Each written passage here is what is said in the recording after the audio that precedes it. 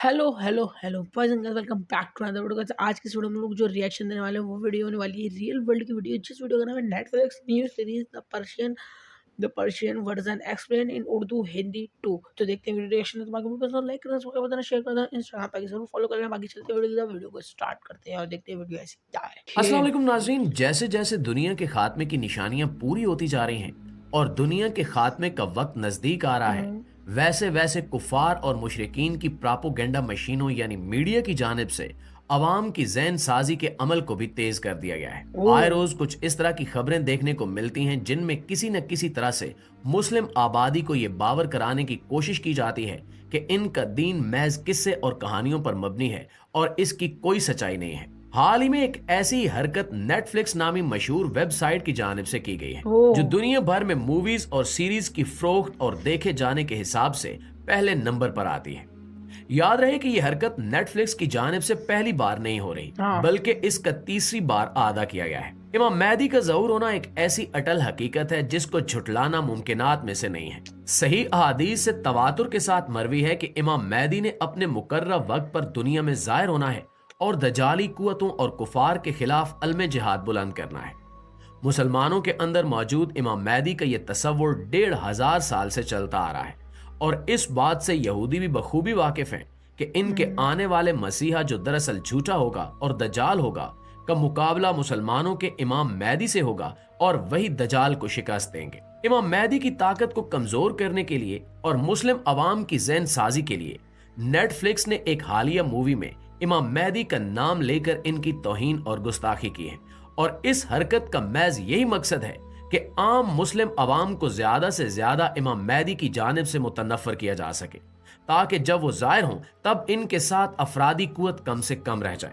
ये हरकत कब और कैसे की गई और माजी में इस तरह की कौन सी हरकत की गई हैं, इन सब का जायजा लेने के लिए इस वीडियो को आखिर तक जरूर देखिएगा। प्यारे दोस्तों, यहूदी मजहबी किताब तौरात, जिसे यहूदी बाज औकात तालमुद भी कहते हैं, में वाज़े तौर पर एक ऐसे मसीहा की बिशारत का जिक्र है जिसके जाहिर होने पर यहूदियों को बिल्कुल वैसा ही अरूज और दुनिया पर हुक्मरानी नसीब होगी जैसे हजरत दाऊद अलैहिस्सलाम और इनके बेटे हजरत सुलेमान अलैहिस्सलाम के जमाने में यहूदियों को दुनिया भर की अकवाम पर बर्तरी हासिल थी। दरअसल ये पेशगोई और बिशारत हजरत ईसा अलैहिस्सलाम के लिए थी, लेकिन यहूदियों ने हजरत ईसा अलैहिस्सलाम को झुटलाया और उनकी नफी की। अब वो जिस मसीहा का इंतजार कर रहे हैं वो मसीहा असल में शैतान का बनाया हुआ मसीहा है और वो झूठा है, इसलिए इसे मुसलमान दज्जाल यानी झूठे के नाम से याद करते हैं और ईसाई इस दज्जाल को एंटी क्राइस्ट के नाम से जानते हैं। प्यारे साथियों, फलस्तीन का खित्ता तीनों इल्हामी मजाहिब यानी मुसलमानों, यहूदियों और ईसाइयों के लिए एक जैसी अहमियत का हामिल है।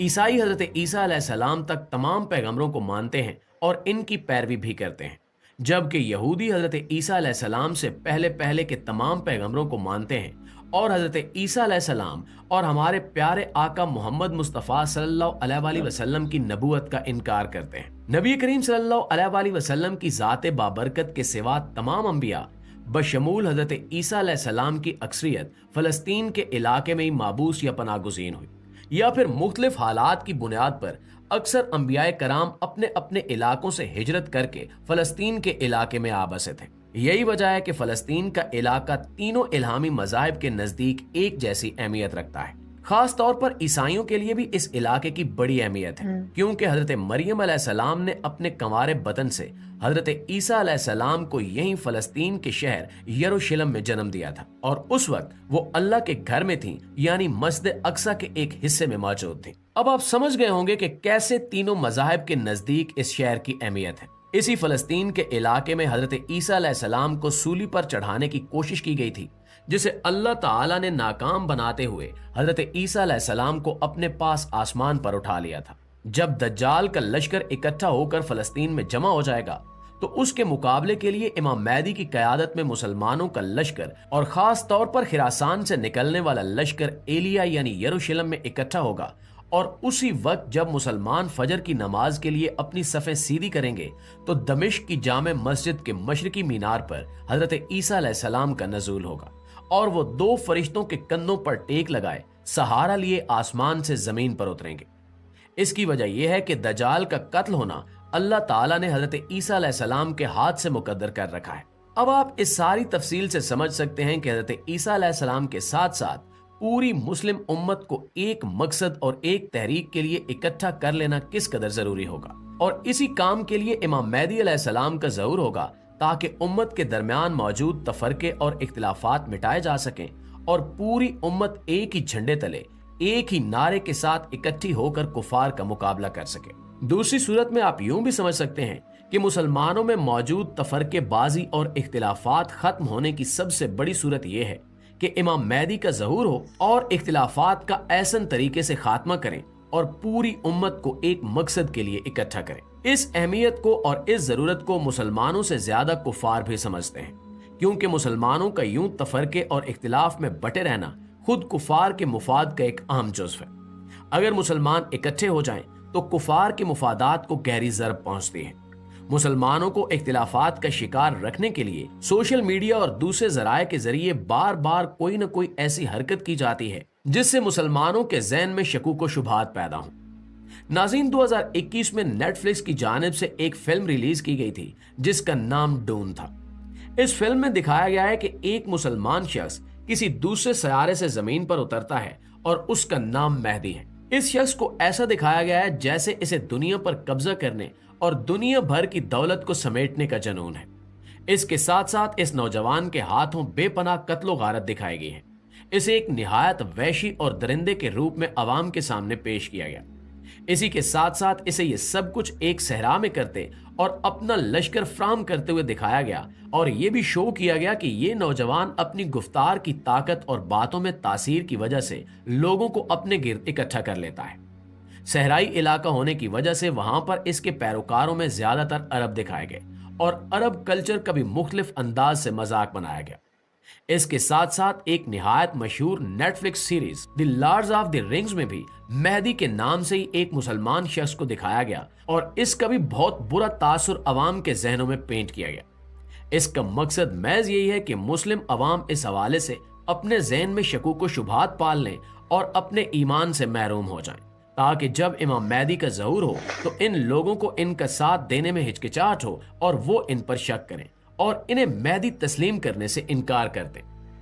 پچھلے برس یعنی سال 2023 میں نیٹ فلکس نے ایک کامیڈی فلم ریلیز کی جس کا نام دی پرشین ورین ہے۔ اس فلم میں ایک ایرانی کنزرویٹو شیعہ فیملی کو دکھایا گیا ہے جو ہجرت کر کے امریکہ میں جا بستی ہے۔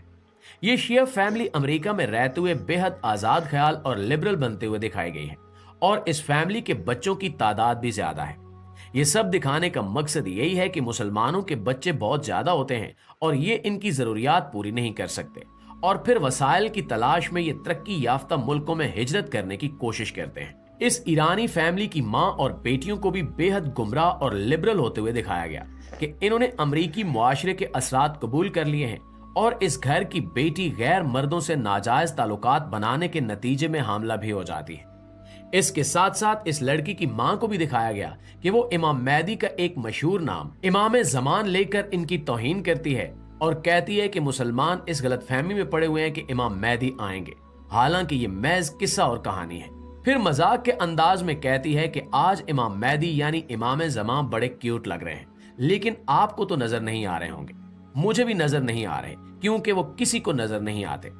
یعنی اس قسم کے فکرے استعمال کر کے امام مہدی کی شان میں گستاخی کی گئی ہے۔ اس ساری گستاخی اور توہین کا ایک ہی مقصد ہے کہ مسلم عوام کے دلوں سے امام مہدی کی محبت اور ان کے انتظار کی چاہت کو ختم کیا جائے اور ان کے دلوں میں شکوک و شبہات پیدا کیے جائیں، تاکہ کفار زیادہ سے زیادہ آسانی سے اپنے مقصد میں کامیاب ہو سکیں۔ اوکے تو گائز یہی تھا میرا اس ویڈیو پہ ریئیکشن۔ تم لوگ دیکھ رہے ہو نا کیسے بھائی نیٹ فلکس کو تو بہت ٹائم سے آ رہی ہے، نیٹ فلکس اگر تم لوگ دیکھتے ہو تو تم لوگ بتاؤ، باقی میں تو نیٹ فلکس دیکھتا ہی نہیں ہوں، نیٹ فلکس ہے نہ کوئی سیریز نہ کچھ دیکھتا، میں تو زیادہ تر موویز ہی بہت کم دیکھتا ہوں۔ باقی تم لوگ بتاؤ، تم لوگ دیکھتے ہو تو تم لوگوں نے اگر یہ دیکھی ڈیون فلم یا ایسی کچھ تو تم لوگ کمنٹ سیکشن میں بتا سکتے ہو، ایسی یہ سب کچھ جو انہوں نے بتایا۔ باقی میرے کو لگ رہا ہے اگر ایسے ہی ہے تو بھائی بہت غلط ہے، دیکھو کسی کے مذہب پہ کہنا نہیں چاہیے۔ اگر ہم کل کو نیٹ فلکس کے اوپر بنانے لگ جائیں لوگ تو پھر نیٹ فلکس کو کیا ہوگا، نیٹ فلکس بلاک کروا دیں، نیٹ فلکس بند کروا دیں گے لوگ۔ تو نیٹ فلکس بھی تو وہ ہے، اس کا آنر بھی پتہ نہیں کون ہے نیٹ فلکس کا۔ باقی دفعہ کرو ایسی چیزوں کو۔ باقی تم لوگوں کو ویڈیو بتاؤ کیسی لگی، ویڈیو پسند لائک کرنا، سبسکرائب کرنا، شیئر کر دینا، انسٹاگرام پہ آگے ضرور فالو کر لینا اور بتانا تم لوگ ایسی چیزوں کا ہم کیا کر سکتے ہیں، ان چیزوں کو بائیک آؤٹ کر سکتے ہیں۔ بائیک آؤٹ تو کر ہی سکتے ہیں، دیکھو میں تو دیکھتا ہی نہیں ہوں، دیکھو ہی میں سب سے بڑھیا بات نیٹ فلکس تو وہ ویسے ہی ختم ہو جائے گا. تو تم لوگ بھی بتاؤ. باقی ملتا ہوں چلتا ہوں ملتا ہوں نیکسٹ ون. تب تک کے لیے پیس آؤٹ اینڈ بائے بائے.